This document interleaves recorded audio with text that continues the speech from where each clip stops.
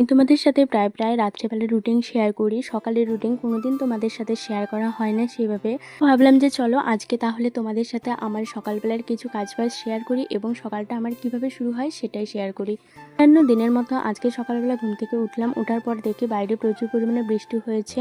আর সেই কারণে আমি তোমাদের সাথে আমার বাসি কাজবাজগুলো শেয়ার করিনি। আর বাসি কাজবাজ বলতে আগের দিন রাত্রেবেলা আমি সমস্ত বাসনপত্র ধুয়ে রাখি, খাওয়া দাওয়ার পর গ্যাস মুছে রাখি, সকালবেলা বাসন মাজার ঝামেলাটা না থাকে। আর আমার আগে যেহেতু আমার শাশুড়ি মা উঠে যায়, পরে দুই ঘরের সামনে কিন্তু জল দিয়ে দেয়। আমাদের বাড়িতে তো একদমই উঠোন নেই, তো উঠোন ঝাড়াঝাড়ির কোনো ব্যাপার নেই। আর আমাদের বাড়িতে রোজ দিন সকালবেলা দুই ঘরে মুছতে হয়, তো সেই কারণে আমি সকালবেলা ঘুম থেকে উঠে দুই ঘর মুছে নিয়ে আমার জামা কাপড় ধোয়ার থাকলে ধুয়ে নিয়ে স্নান টান করে সোজা চলে যাই ঠাকুর ঘরে, পুজো টুজো দিয়ে তারপর কিন্তু রান্নাঘরে চলে আসি।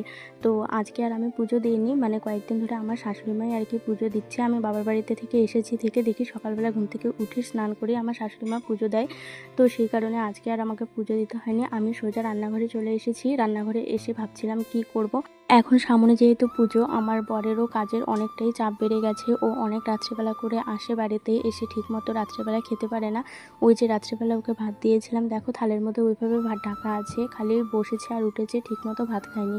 তো আমি ভাবলাম যে না, ভারী কিছু করে দিই সকালবেলা। আর ও সকালবেলা খুব একটা ভাত খেতে পছন্দ করে না, তবুও আমার পাল্লায় পড়ে এখন মাঝে মাঝে ভাত করে দিই, ভাত খেয়েই দোকানে যায়। কিন্তু ভাত ও মানে খেতে একদমই পছন্দ করে না। তো সেই কারণে ভাবলাম যে রুটি করে দিই, একটু ভারী খাবার করে দিলে অনেকক্ষণ পেটের মধ্যে থাকবে। আর যেহেতু রাত্রেবেলার খাওয়াটাই মেন, রাত্রেবেলা ঠিকঠাকভাবে খায় না, সকালবেলা হতে হতেই কিন্তু খিদে পেয়ে যায়। আর এইদিকে আমার শ্বশুরকেও কিন্তু খাবার পাঠাতে হয়, তো ভাবলাম যে আজকে রুটি করি, আমরাও খেতে পারবো, শ্বশুরের জন্যও পাঠাবো। তো এইদিকে দেখো আমি রুটি ভাজছি। আর তোমরা অনেকেই আমার রুটি ভাজার ভিডিওতে অনেক বেশি প্রশংসা করো।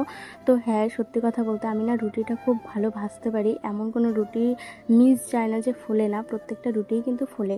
আর এদিকে দেখো বাবার রুটিগুলো আমি কিন্তু প্রত্যেকদিন এইভাবে জলের মধ্যে, মানে গরম জলের মধ্যে হালকা ডুবিয়ে নিয়ে গ্লাসের উপর রেখে দিই। এতে করে কি হয় বলো তো, রুটিটা অনেকটাই নরম হয়ে যায়। আর আমার শ্বশুরের খেতে, মানে বাবার খেতে ভীষণ ভালো লাগে। মানে যেহেতু আমার শ্বশুরমশাইয়ের আর কি দাঁত নেই, সেই কারণে শক্ত জিনিস কিন্তু একদমই চাবাতে পারে না, তো ওইভাবে আর কি করে দিই। আর এইদিকে দিদার শাশুড়ির জন্য আমি ওয়েট করছিলাম, এখনও পর্যন্ত চা খাইনি। আমার রুটি বানানো হয়ে গেছে, আমার দিদার শাশুড়ি ঘুম থেকে উঠেছে, মানে চলে এসেছে। চা ঢেলে নিয়েছি, সাথে কিন্তু দুটো রুটি নিয়েছি, একটা দিদার জন্য একটা আমার জন্য। আর এদিকে দেখো রুটিগুলো আমি ছিঁড়ে একটা মিষ্টি সহকারে টিফিন বাটিতে ভরে দিলাম, ওটা আমার শ্বশুরমশাইয়ের জন্য। আর বরমশাই ঘুম থেকে উঠে গেছে, তাকে এখন খেতে দেবো, খেয়ে সে দোকানে যাবে। সবজি ফ্রিজের মধ্যে ছিল, মানে ডাল ছিল ফ্রিজের মধ্যে, ডাল একটা ডিম সিদ্ধ করে দিয়েছি আর সাথে একটা সন্দেশ দিয়েছি, এগুলো খেয়ে বর এখন দোকানে যাবে। তো এইভাবেই কাটে আমার প্রত্যেক দিনের সকাল। কেমন লাগলো জানিও। চলো আজকের মতো এই পর্যন্ত।